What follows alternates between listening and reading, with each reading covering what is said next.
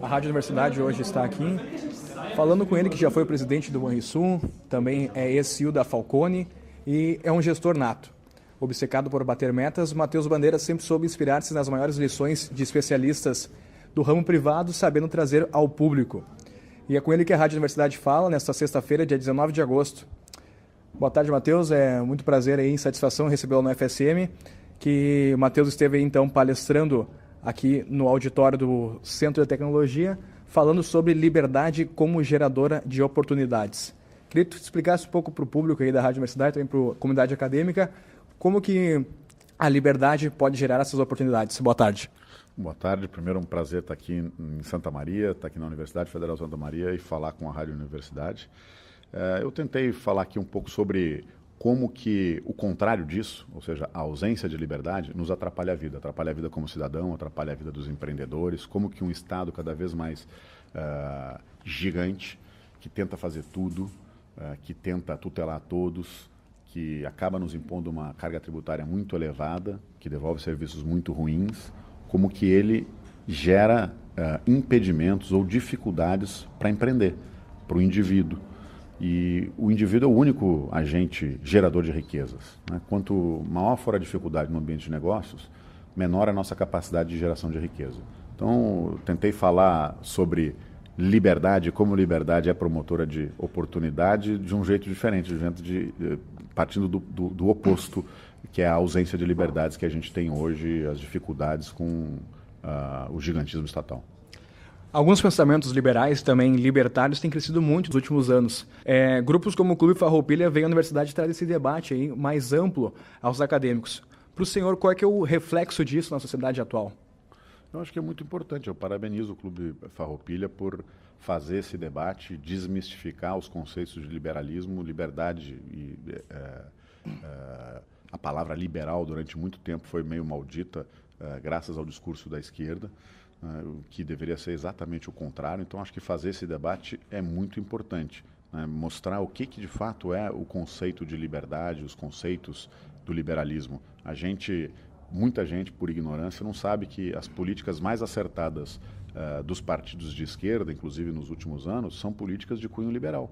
Por exemplo, o Bolsa Família, que é uma política muito correta, focada na extrema pobreza, onde o Estado tira os intermediários e faz diretamente a transferência de renda para as pessoas, é uma política que nasceu no Reino Unido há mais de 100 anos atrás. São políticas de cash transfer, de transferência de renda, existem nos Estados Unidos até hoje, né? E são políticas de cunho liberal, que significa se o Estado precisa fazer esse tipo de intervenção e precisa ajudar pessoas que não têm condições por si só de saírem da extrema pobreza, que faça isso transferindo recursos diretamente. E elas fazem uso daquele recurso à sua escolha. Algumas, a maioria, usam para comprar imediatamente a alimentação, outras para comprar remédio, enfim. Isso é conceito de liberdade. Uma outra política acertada desses anos, pelo menos festejada pela esquerda, não sei o quanto ela tem sido correta e quanto tem trazido benefícios de forma efetiva, é o ProUni.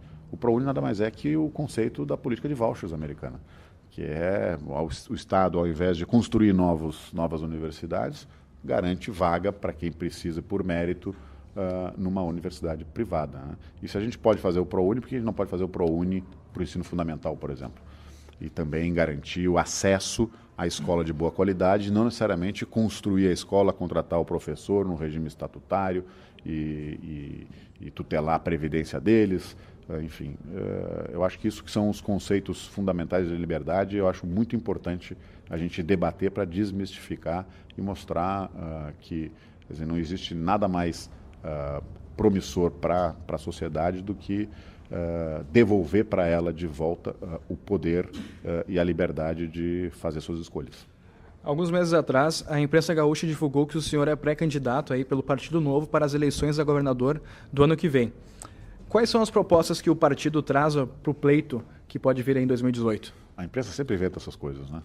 Mas primeiro não tem candidatura agora, não se fala em candidatura, eleição é no ano que vem e candidatura só existe depois de convenções partidárias. O que existe eu sou um entusiasta do novo, eu acredito nos valores do novo e tenho me dedicado e me coloquei à disposição como um voluntário a defender os projetos e as ideias do Partido Novo. Eu acho que a gente precisa cada vez mais, de uma forma geral, discutir política, discutir novas ideias, porque se a gente continuar fazendo tudo como a gente sempre fez, os resultados serão os mesmos. Então, o que eu tenho feito neste ano é participar desse debate sobre o projeto que pode ser apresentado para o ano que vem, mas eu acho muito mais importante hoje ouvir as pessoas. Eu tenho feito isso andando pelo Estado, na medida em que sou convidado para participar de eventos como esse aqui, do Clube Farroupilha, eu tenho aproveitado essa oportunidade, porque é sempre um privilégio de falar o que a gente pensa e ouvir o que as pessoas pensam, para ver se a gente consegue construir um projeto diferente para o Estado. Recentemente, já no estilo da política, as pessoas os votantes têm escolhido perfis de candidatos mais gestores. O senhor, como já foi gestor, já foi também presidente do Banrisul, tem um conhecimento amplo aí sobre a economia e também gestão. O que o senhor pode falar sobre essa mudança de concepção dos eleitores aos seus candidatos? Eu acho que as pessoas estão cansadas da política tradicional, né? Da política do conchavo, do favorecimento, do fisiologismo, da troca de favores. Então, existe uma rejeição clara hoje de todos a esse tipo de políticos.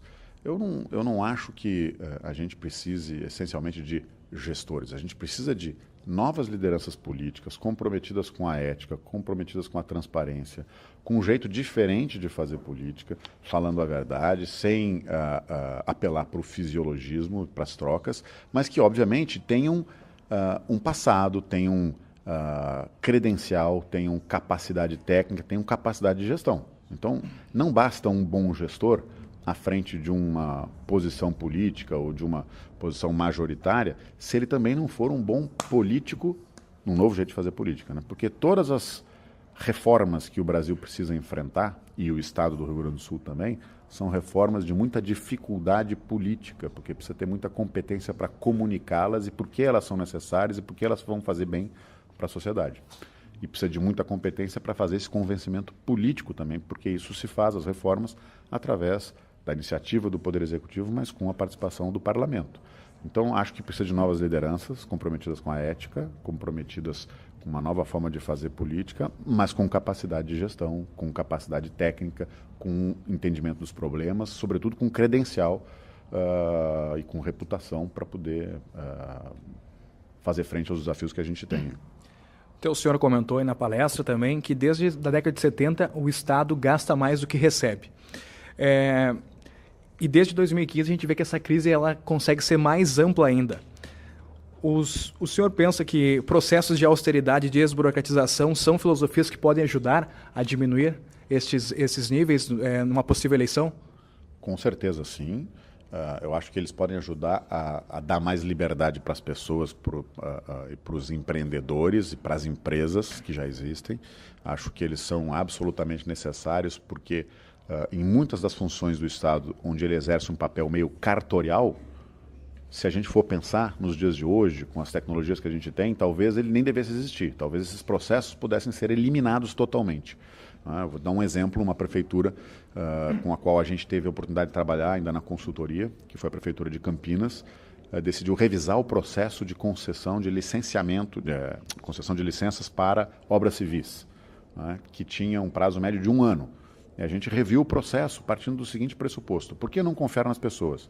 Ao invés de submeter um projeto e passar lá 12 meses na gaveta e passar por meia dúzia de burocratas para saber se ele atende aos requisitos do plano diretor e uma série de outros requisitos, por que não exigir que o engenheiro da obra, que assina a ART, a anotação de responsabilidade técnica, ou que o próprio proprietário da obra assine, quando ele pede autorização, assine a conformidade com todos os requisitos do plano diretor.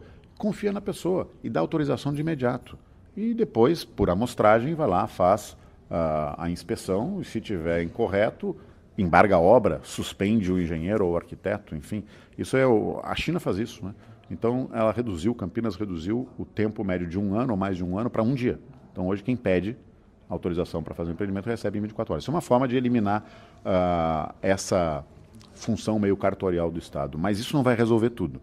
A gente também não pode ser ingênuo, tem muita coisa para fazer do ponto de vista de trazer inovação, copiar o que outras pessoas já fizeram, implementar muita tecnologia, revisitar os processos, mas tem outras coisas que têm natureza mais estrutural.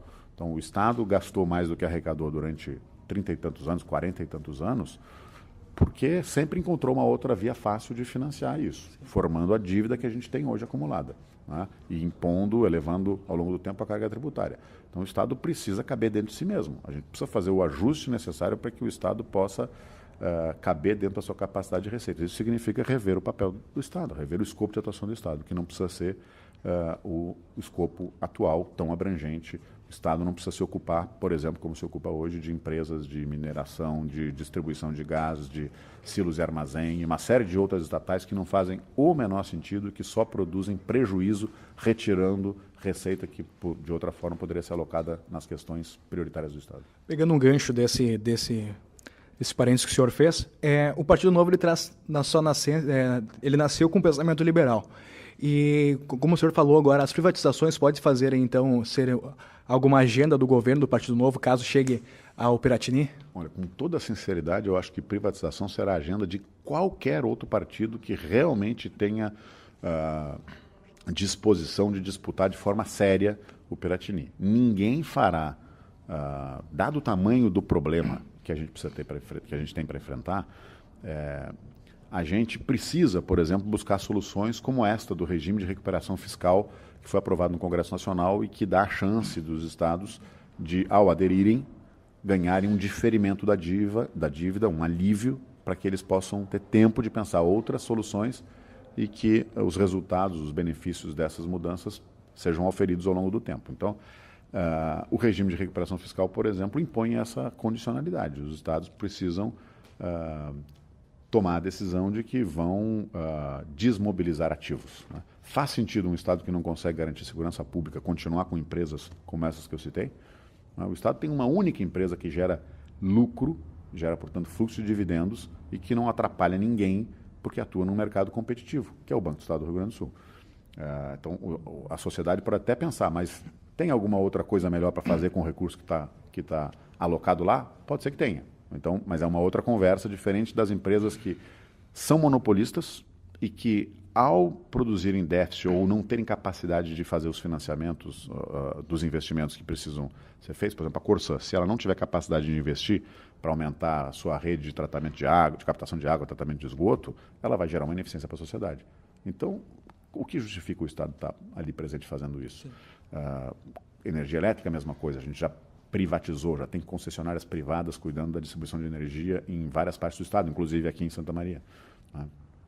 Mas essas privatizações, elas consistem em criarem órgãos regulamentadores também? Mas a gente já tem, né? No caso da energia elétrica, a gente tem a ANEEL. No caso, e inclusive a gente tem aqui no Rio Grande do Sul uma agência, que é a AGERGS, que é, por convênio, com a ANEEL, com a NTT, com uma série de outras agências federais, é o órgão que atua, de fato, na regulamentação e na fiscalização das concessionárias privadas. Então, a gente não precisa criar mais nada novo. A gente já tem capacidade de regulação, né? E também para o estímulo da economia do governo, o senhor acredita que um estímulo de crédito ao consumo e investimento pode ser alguma alternativa? O crédito é importante em qualquer lugar do mundo, inclusive aqui, mas o Estado não tem como dar crédito, né? Quem dá crédito... Aliás, o Estado tentou dar crédito, ele tem uma agência de fomento aí. Vai ver o resultado dela, né? Olha lá, ela tem um conjunto muito expressivo dos créditos que ele concedeu que não performaram, né? Que não retornaram. E a agência está lá, em situação pré-falimentar. Então, o Estado não tem que se meter nisso, porque isso o setor privado faz bem, né? O Estado já tem uma infinidade de entidades aí que se propõem a fazer isso e por que fazem diferente, por que fariam diferente ou melhor do que o setor privado? Por que um banco como o BRDE financiaria diferente de um banco privado? Porque ele vai dar subsídio? Quem vai pagar o subsídio? Então, eu não vejo sentido em o Estado atuar na concessão de crédito. Crédito, obviamente, que é importante, as pessoas precisam tomar. Agora, o que a gente precisa fazer é fazer o dever de casa e o Estado precisa garantir solvência de longo prazo, o Estado do Rio Grande do Sul, o Estado brasileiro, para que a gente possa voltar a ter investimento, para que a gente possa voltar a ter nível de atividade econômica e geração de emprego e renda, e com isso a gente possa organizar de novo a economia, voltar a praticar juros civilizados, e aí o juro na ponta será também civilizado. e o crédito poderá haver em abundância. Hoje, quem vai tomar crédito com o juro do tamanho que está hoje? Muito pouca gente, né? Então, hoje existe mais crédito disponível do que gente com um bom projeto tentando captar, porque ninguém consegue pagar essa taxa de juros. Matheus, muito obrigado aí pela participação, pela disponibilidade aí. É sempre uma satisfação aqui para a gente da Rádio Universidade. Eu que agradeço a Rádio Universidade. Boa tarde para todos os ouvintes. Ok, esse então foi Matheus Bandeira, que esteve palestrando aqui na UFSM nesta tarde de sexta-feira.